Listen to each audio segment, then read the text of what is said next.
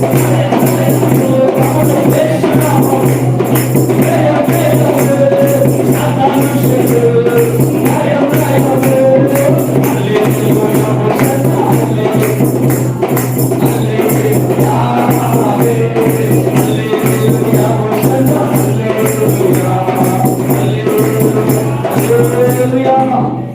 గుంపులోని జీవితంలో పిల్లరా 50 సంవత్సరాలు పైబడి అదే బ్రతుకులో ఉన్నాడు, అదే కూర్చొని స్థలంలో ఉన్నాడు.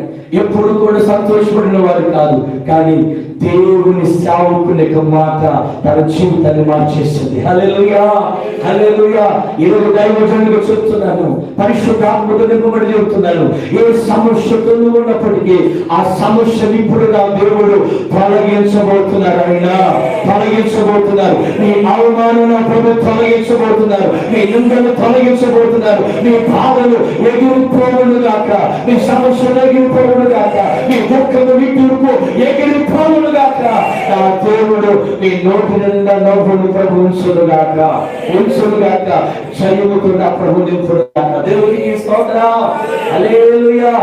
తంతులిస్తూ స్తుతిస్తూ ఆరాధన చేస్తూ దేవుని మహిమపరిచాయి. ఈరోజు తన జీవితంలో జరిగిన కార్యం ఈరోజు మనందరి జీవితంలో ప్రభుని ఆదరిస్తారు. దేవునికి స్తోత్రం.